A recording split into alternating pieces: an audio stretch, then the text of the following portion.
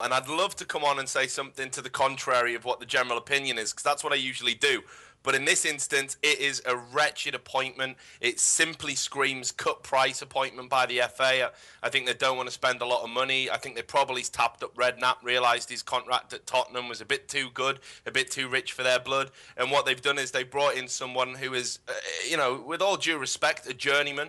A manager of very mediocre talents, and the record speaks for itself. It's not even like we can point to a good record. I mean, for example, at club level, he managed to guide Inter Milan in his first season to 7th in the league. His excuse for that was saying that they didn't have any stars in their lineup. Quite famously, he came out later in 2009 and said it wasn't a team of stars, but this was a team with the likes of Paul Ince, Yuri Djorkaeff, Javier Zanatti, Ivan Zamorano, Pagliuca in goal, Salvatore Fraisi. These were household names. So again, he's got a very revisionist approach to history. He doesn't really seem to be capable of taking, responsibility. And that's the same Inter Milan squad that capitulated in the 2007 UEFA Cup final against lowly Schalke. He was pelted with coins as he left the ground. So Inter Milan fans don't remember him too fondly. Blackburn fans probably remember him even less so when he guided them to the bottom of the table after spending $7.5 million on powerhouses like Kevin Davis.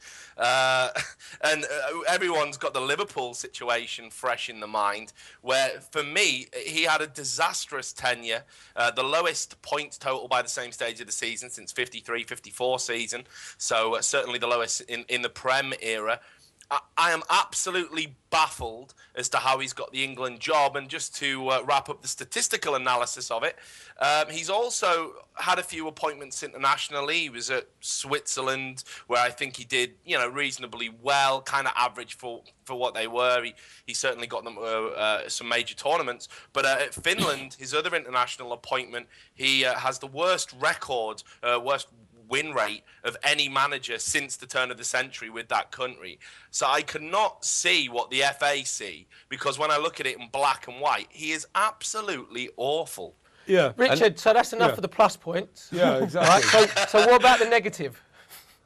Look, honestly, here's what I can say. Here's what I can say about Hodgson. He is a gentleman. If you want to talk about plus points, he's well liked in the media because of the way he handles the media. He's always there to give a quote. Yeah, that could change very quickly. Actually, sorry, Richard, I'm not sure, because when he was at Liverpool and he was getting stick from the crowd and the fans and the press conferences were getting a little bit feisty, he got a little bit tetchy. He wasn't particularly brilliant with the press. Now, if he thinks that's going to be tetchy, you want to see what happens if England lose their first 2 or 3 games. Oh, yeah, exactly. And look, I will say this is talking in generalities and over the course of his career. Certainly towards the end of his Liverpool tenure, he was tetchy, but he would be, if he turned on the media at the end of his tenure, he'd be biting the hand that feeds, because ultimately I thought the media talked him up into that job. The same way that kind of the media and the fans' obsession with having an English manager, and let's be honest here, this is pretty much what has secured him the job, because how many English candidates are out there? Well, once you go beyond Redknapp, who is there? And unfortunately for England, it was Hodgson. What do you think the fan reaction will be, Joe, to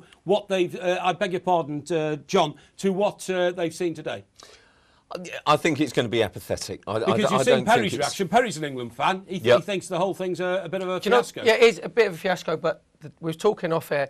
The only chance Roy Hodgson's got, if he makes a decision that people go, do you know what, that's great, like John Terry. Don't put him in the squad because it could be fractious. If he comes out and says, John Terry's not going to be in my squad and be my captain, I think a lot of neutral football fans will go, that's good, and go with a younger sort of squad. Yeah, because if he says we've got young players, we're going to build for the future. Show a bit of leadership. Exactly. Fellas, let's go up to the Skype wall, please. Let's talk to Joe, who is an England fan. He's on the Skype phone, in fact. Joe, good evening to you. How are you doing, all right? Yeah, Joe, good to have you on the show. Thank you very much indeed. You're a concerned England fan. You've given us a call. What's your verdict on what you've seen today, the appointment of the New England manager? Well, first of all, I heard Harry got offered the job a couple of weeks ago, but he couldn't open the text, so that's why he didn't get it. And then I just think it's a bad appointment. I just don't think Roy Hodgson's the right man for the job. Everybody wants Harry. Somebody wants people 3 lines on his chest, get the players going. I just think Roy Hodgson's, he's a broadsheet journalist dream, but the tabloids have a turn up on his head within no time, and it just rip him apart. I just think it's a bad decision. I know he's got a varied background, and I've worked out, he's had 20 jobs in 30 years. I used to work in recruitment, and you wouldn't give anyone a job for that. It just means he's just not done very well at a lot of places, in my opinion. Yeah, well, you could be right there, because the place he did most successfully was in Malmo, where he won 5 consecutive league titles. But it was Malmo, yeah, it wasn't exactly Manchester United into Milan. No, but Malmo were the Manchester United of Swedish football, weren't they? They were the giants, so that's not that difficult. Sweden's more famous for ABBA and Volvo motor cars. Yeah, thank you. But Joe, what I'm saying is this. I would have liked to have seen Harry being given the job, but Harry hasn't been given the job. I think as Englishmen, now you've got to think of it as the Battle of Trafalgar movement. Every Englishman must do his duty. We've all got to support Roy Hodgson, haven't we? Yeah, of course. But I mean, he's only got a couple of friendlies to get into it. He's just going to pick the same 4-4-2 and do the same as everybody else. And everyone's going to back him. I mean, I'm glad as a Newcastle fan they kept away from Adam Pardew, to be honest, because I thought he would be the next option. Right, let's keep up onto the Skype phone, please, because we've got a special guest coming on now. It's one of our own. It's Aidan Magee. Aidan's with us now. Aidan, good evening, pal. Good evening, how are you all? Aidan, good to hear from you, mate. We're very well indeed. Thank you very much indeed. Now, of course, as a QPR fan, there's not a lot you can say about great managers. Oh, I'm sorry. I'm choking on my words. But seriously, from your point of view, from your patch in the Northwest, how have you taken the appointment of Roy Hodgson?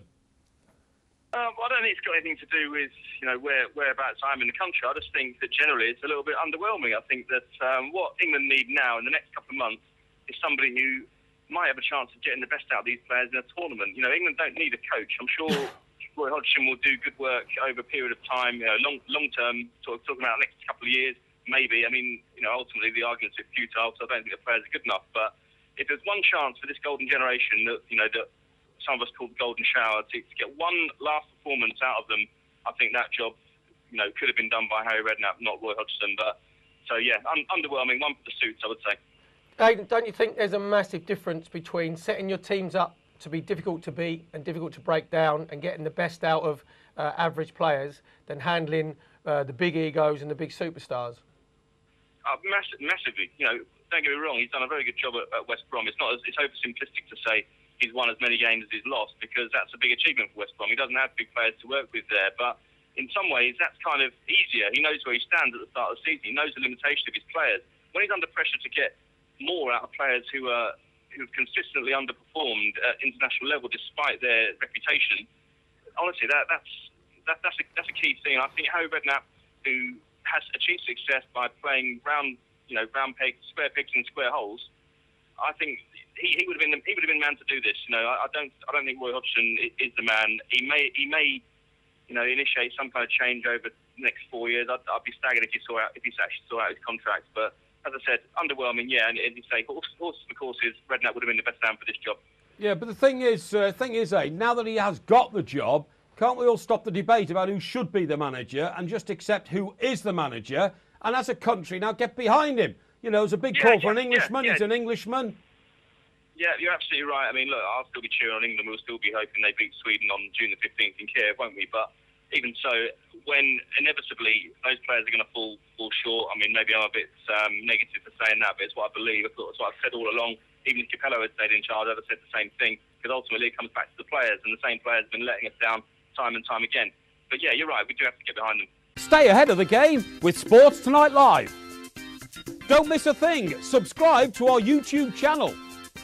Search for Sports Tonight Live on Facebook and like our fan page. Follow Sports Tonight TV on Twitter and tweet us your thoughts and opinions. Sports Tonight Live, it's the platform for the fans.